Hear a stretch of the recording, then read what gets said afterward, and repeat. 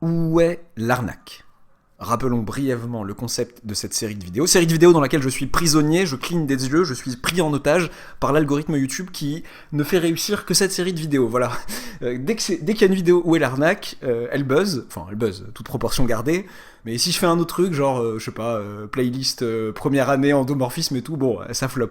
Voilà, donc il y a d'autres vidéos sur la chaîne, voilà, le mec pète un câble, n'hésitez pas, plus sérieusement, je sais que c'est un peu le fouillis, j'essaye de mettre de l'ordre dans mes playlists, si vous êtes un élève notamment de première année, mais aussi de deuxième année de prépa et ou de terminale. Il y a des playlists dédiées pour vous et des exercices corrigés relativement sympas et sérieux, voilà, donc n'hésitez pas à regarder autre chose que les Où est l'arnaque. C'est parti, donc j'ai pas rappelé le concept du coup, je m'apprête à résoudre cet exercice en vous arnaquant à au moins un moment de ma correction, à vous de voir à quel moment je vous aurai arnaqué. En seconde partie de vidéo, je dévoile là où les arnaques et je vous indique une correction valide. On y va, soit n un entier naturel supérieur ou égal à 2, on note j, alors juste la source orale, minpon, MPI, enfin MP, MPI, c'est la même chose au niveau maths je pense, 2023, voilà. On note J la matrice de Mn de R dont tous les coefficients valent 1, ok, soit A appartenant à Mn de R à terme positif de diagonale nulle est tel que pour tout IJ appartenant à un N, entier entre 1 et N, si I différent de J, alors AIJ plus AJI égale 1. Donc ça, c'est les coefficients de la matrice A à la IM' JM colonne, voilà, JM' IM colonne, tout va bien. Petit 1, calculer A plus A transposé. Bon, j'aime pas trop noter la transposée comme ça, bon, l'énoncé qu'on m'a donné, les note ainsi, tout va bien, donc on va quand même se plier au désirata de l'énoncé. Petit 2, déterminer quart de A inter quart de J. Petit 3, montrer que rang de A est supérieur ou égal à N-1. Vous pouvez vous donner une bonne demi-heure de réflexion et de recherche avant de regarder la correction, la fausse correction, et fausse correction, c'est parti. Alors, calculer A plus A transposé. Bon, là, je vois à peu près à quoi ça va ressembler, A plus A transposé. Bon, bah, je vais dire, écoutez les gars, je vais noter, donc je vais dire que B, c'est A plus A transposé. Je vais dire que pour tout IJ appartenant à 1N, bah, BIJ, le coefficient à la IM' JM colonne de la matrice B, et bah c'est AIJ plus, donc là c'est le coefficient à la IM' JM colonne de A, plus le coefficient à la IM' JM colonne de A transposé, qui est donc le coefficient à la JM' IM colonne de A, donc ça fait AIJ plus AJI, et donc ça nous fait quoi ce machin? Ça nous fait 1 si I différent de J, et 0 sinon. Bah oui, si I différent de J, bah AIJ plus AJI, ça fait 1, on m'a dit, et pour I égale J, AII plus AII, bah c'est des coefficients diagonaux de A, et donc c'est nul. Ok, donc B, en fait, c'est une matrice où il n'y a que des 1, il n'y a que des 0 en diagonale, et que des 1 en dehors. Bon, qu'est-ce que c'est que cette matrice? C'est tout simplement la matrice J, avec que des 1 dedans, moins la matrice identité, que je vais noter IN. Bon, j'aurais pu noter I. Ok, bon, voilà pour B, voilà pour A plus A transposé. Rien de bien méchant. Déterminer le quart de A, l'intersection entre quart de A et quart de J. Bon. Soit grand X appartenant à Mn1 de R.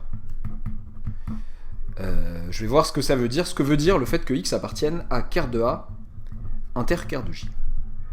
X appartient à quart de A inter quart de J si et seulement si AX égale 0 égale JX. Ok, moi ça m'intéresse parce que je sais ce que fait A plus A transposé. A plus A transposé, ça fait J moins identité. Ok, mais ça veut dire quoi sur A plus A transposé X? Donc, dans ce cas, A plus A transposé X, bah, qui est égal à J moins identité X, ça on sait que c'est vrai pour n'importe quelle matrice colonne X. Du coup, ça veut dire que AX plus A transposé X, bon je fais du zèle, égale JX moins identité fois X. Et donc, X appartient à quart de A inter quart de J, si et seulement si, eh bien, les gens font la fête dehors, j'espère que c'est pas trop dérangeant, nous on fait la fête dedans, c'est encore mieux. Donc X appartient à quart de A inter quart de J, si et seulement si, donc ça c'est nul, et ça c'est nul, ce qui équivaut à dire que ATX égale moins X. Ok, je fais quoi avec ça? Donc la transposée de A fois X égale moins X.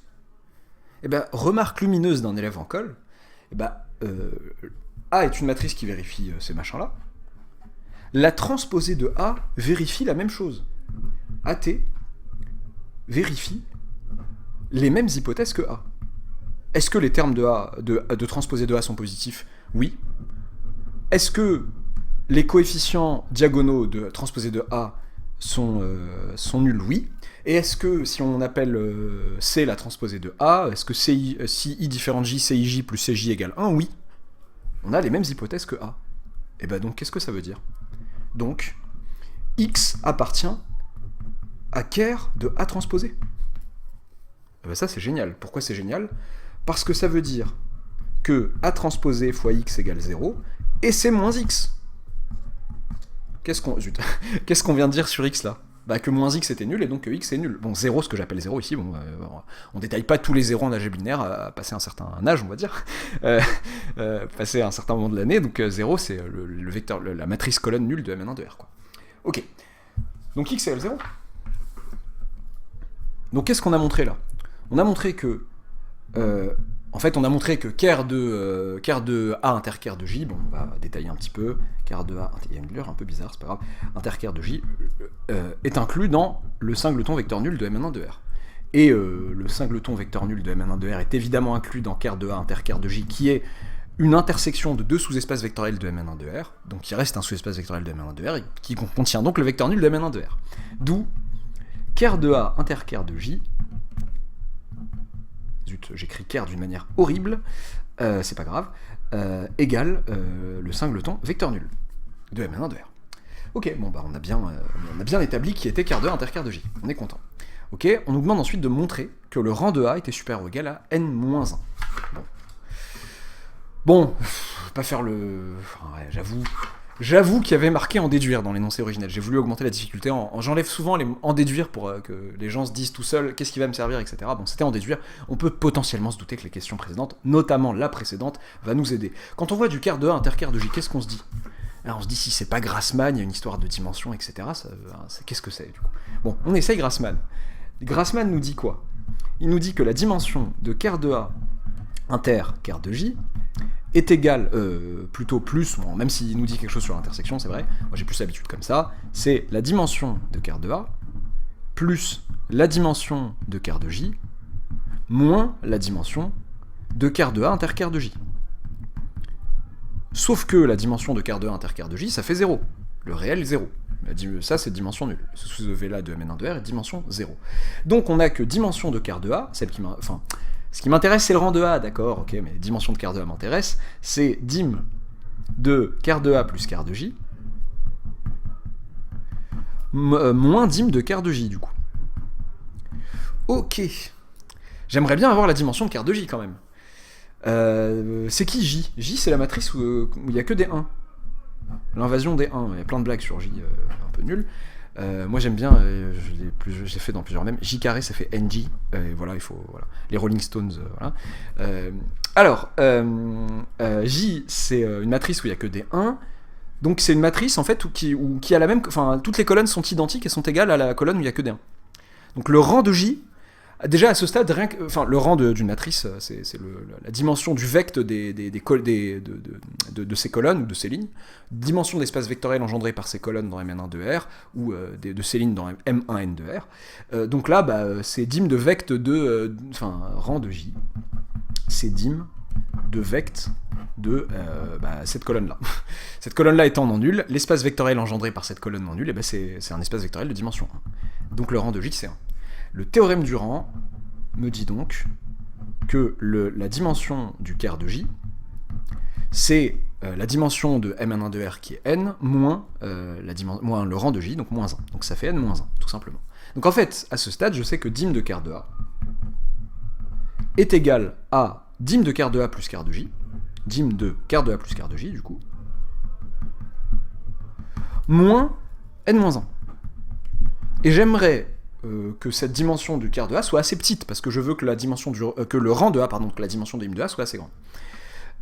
Ok, bon ça c'est un ferrogal. Ker de A plus ker de J. Êtes-vous d'accord avec moi? Vous n'êtes pas là pour me le dire, mais ker de A plus ker de J, c'est tout simplement un sous-EV de Mn1 de R. C'est une somme de deux sous-espaces vectoriels de Mn1 de R. Ça reste un sous-espace vectoriel de Mn1 de R, donc sa dimension, c'est un ferrogal à la dimension de Mn1 de R, qui est n, du coup. C'est un ferrogal à n moins n-1, donc à 1, quoi. Dim de quart de A est inférieur ou égal à 1. Parfait. Rang de A, c'est égal à n moins dim de quart de A. Et c'est donc supérieur ou égal à n moins 1 du coup. Et on a terminé. Et on est bon. Super. Alors, où est-ce que je vous ai eu? Bon, la première question, a priori, pas de douille. Hein, voilà. Deuxième question. Intéressant. Alors, il y a 2 douilles. Voilà, il y en a une monstrueuse que la plupart des gens auront détectée, je pense. Des avertis, en tout cas, des gens voilà. Mais par contre, il y en a une au début qui passe un peu inaperçue en général. C'est quand je dis x appartient à quart de A interquart... Enfin, ça c'est vrai, hein. Si je prends ça équivaut à ça, et en général, pour n'importe quel vecteur x de M1 de R, vous avez ça. Et maintenant, je dis x appartient à quart de A interquart de j, si et seulement si, ATX égale moins x. C'est pas un si et seulement si, attention, c'est un implique. Bon, ça ne change pas grand-chose au final à ma preuve. Bon, si, il y a une autre douille qui nous attend, mais ça aurait pas changé grand-chose à ma preuve. Mais attention, c'est pas du tout une équivalence. Pourquoi je dis ça? Si x appartient à quart de A et à quart de j, il est vrai qu'on obtient l'égalité suivante. Mais si on a l'égalité qui est là, ça ne veut pas dire que les deux qui sont là sont nuls. Ça veut dire que AX moins JX égale 0. Ce qui n'implique pas nécessairement que les deux sont nuls. Donc faire attention à ça déjà. Ok, après je vous dis que A transposé vérifie les mêmes hypothèses que A. Fort bien, c'est vrai. Les hypothèses de l'énoncé originel, là, sur A, c'est vrai, elles sont vérifiées par A transposé. Et alors pourquoi X appartiendrait à quart de A transposé? Qui m'a dit que le X que je prenais, qui est justement dans quart de A interquart de J, donc il est spécifique, il dépend un peu en quelque sorte de A et de J, qui m'a dit qu'il devait être dans le quart de toutes les matrices qui vérifieraient les mêmes hypothèses que A? Aucune raison. Il n'y a pas de raison que si je prends une autre matrice qui vérifie ces hypothèses-là, que vérifie A, bah forcément X serait dans le quart de cette matrice. C'est une douille monstrueuse, c'est une douille en quelque sorte en termes de priorité des introductions. J'ai introduit A d'abord et je prends X dans le quart de A. X n'est pas un vecteur, une matrice colonne, qui serait dans le quart de toutes les matrices à terme positif de diagonale nulle et vérifiant ça. Donc voilà, c'est ça la douille, qui est assez monstrueuse. Et donc ça ne marche pas. Ça ne marche pas. Donc ce qu'il suffit de faire ici, c'est de se dire, attendez, si x, donc si on veut raisonner par implication, bon, c'est le moment où je me dis qu'une feuille supplémentaire ne serait pas de refus. Merci. Bon, il n'y a personne, hein, je me la donne à moi-même. Alors, donc là, je me dis, bon, je vais raisonner par implication. Donc, si x appartient à quart de A interquart de J, alors, bon, pour pas me casser la tête, quoi, parce qu'au final, après, l'autre sens, si j'arrive à prouver que quart de A interquart de J est inclus dans le singleton vecteur matrice colonne nulle de Mn1 de R, bah, l'autre sens c'est simple, l'inclusion dans l'autre sens c'est simple. Eh bien, effectivement, je suis d'accord pour dire que A transposé de X égale moins X, ça c'est tout à fait exact. Et alors, j'oublie pas que G à X égale 0 aussi, puisque X appartient à quart de A. Alors, je sais qu'on peut raisonner en espace euclidien, on peut introduire un produit scalaire, etc. Je vais le faire sans. Je vais le faire sans pour... je sais que c'est un truc de première année aussi, les espaces euclidiens, mais là je vais le faire sans, juste histoire de faire ça de manière matricielle. A transposé de X égale moins X. Ok, il y a un truc sympathique à garder en tête, c'est que quand je prends X transposé fois X, si j'appelle X la matrice colonne x1 jusqu'à xn comme ça, X transposé fois X, c'est la ligne x1 xn fois la colonne x1 xn, et ça me fait juste la somme pour I allant de 1 à n des xi carré. Pour k allant de 1 à n des xk carré. Et c'est positif ou nul. Oubliez pas ça, le fait qu'on soit bien dans Mn1 de R. Si on est dans Mn1 de C, attention, c'est pas forcément réel. Là, dans Mn1 de R, c'est positif ou nul. Bon, je sais que c'est la norme au carré de X en introduisant un certain produit scalaire, le produit scalaire usuel sur Mn1 de R. Ok. Bah, là, j'ai envie de faire apparaître ce monsieur, enfin, de jouer un peu avec ça. Donc, je vais dire, écoutez, cette matrice colonne, je vais la multiplier à gauche par X transposé. Donc, la matrice ligne X. Enfin, la matrice ligne qui a les mêmes coefficients que X, je veux dire. X transposé fois A transposé fois X, ça fait moins X transposé fois X. Ok, ceci est un réel. Ceci est un réel, c'est une matrice, enfin, c'est assimilable à un réel, c'est une matrice de taille 1,1. Donc elle est égale à sa transposée. Voilà une manière scientifique. Et ça aussi, c'est un réel. Ça, c'est moins la somme pour k allant de 1 à n des xk carré. Ok, donc ceci est un réel, et ce qui est sympa avec un réel, c'est que si je prends sa transposée, je sais, je pense pas qu'il y ait encore des puristes, et ça dépend, hein. Ils vont dire, non mais c'est pas un réel, c'est une matrice de M1 de R. Oui, d'accord, mais ça change rien au fait que sa transposée, c'est elle-même. Ok, donc X transposé ATX transposé, ça me fait encore la même chose, à savoir cette valeur-là. Moins la somme pour k allant de 1 à n des xk au carré. Et qu'est-ce que c'est que la transposition? On pourrait se dire, mais ça changera rien. Si, en fait, on transpose, donc du coup, ABC transposé, bon, pour peu que le produit là soit permis, bien sûr, ça fait C transposé, B transposé, A transposé. Là, ça me fait X transposé, A transposé, transposé, qui me fait A, X transposé, transposé, qui me fait X, égale la chose qui est là. Ok, bah c'est super simple là. Par associativité du produit matriciel, je bouge les parenthèses où je veux, j'ai un AX ici, mais AX c'est quoi? C'est 0, c'est la matrice colonne nulle. Vous obtenez que cette somme-là donc moins cette somme de carrés est nulle, donc cette somme de carrés est nulle. Une somme de carrés, une somme de réels positifs du coup, qui est nulle, ça veut dire que chacun des réels qui constitue cette somme est nul. Donc pour tout k appartenant à un n, xk au carré est nul, puis xk est nul. Ok, donc votre matrice colonne x est la matrice colonne nulle.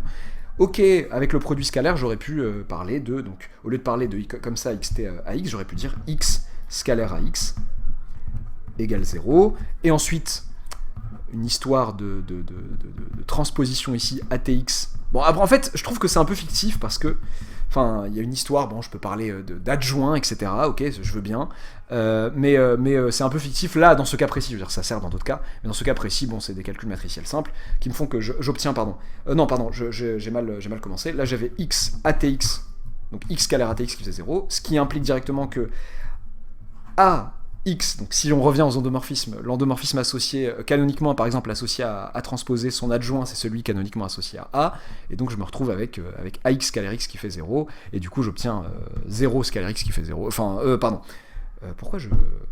zut. Non, oui, on s'est compris, ça c'est égal à ça, je voulais dire que X scalaire à transposer X, ça faisait moins la norme de X au carré, je voulais dire, voilà, et maintenant ça c'est égal à ça, et qui est égal à 0 parce qu'il y a 0 ici, et donc la norme au carré de x fait 0, puis x est le vecteur nul, la matrice colonne nulle. J'espère que c'est clair. Bon, en tout cas, voilà, la première preuve a été bien faite. Et il n'y a pas de douille à la question 3, a priori. Une fois qu'on a quart de A interquart de J qui est réduit au vecteur à la matrice colonne nulle, on est bon sur le rang. Et oui, il y a un truc comme ça. Je voulais faire une arnaque dessus au début, c'est pour ça que j'ai gardé l'hypothèse, mais au final, j'en suis pas servi. L'énoncé que j'avais, moi, parlait d'une matrice de Mn de R à terme positif. Ça n'a pas servi du tout dans ma preuve. Donc je pense pas m'être trompé pour autant, mais voilà. Et je me dis que peut-être le fait que ce soit des termes positifs donnerait une preuve encore plus simple que celle-là, mais celle-ci est déjà assez simple, donc voilà. Si jamais vous avez une autre preuve à proposer qui trivialise la chose, enfin qui va un peu plus vite, en se servant du fait que les coefs de A sont positifs, pourquoi pas, je suis preneur, n'hésitez pas en commentaire, après avoir bien mis une alerte spoil en début de commentaire, voilà. A bientôt pour une nouvelle vidéo, n'oubliez pas de vous abonner si ce n'est pas encore fait, et d'activer la petite cloche des arnaques.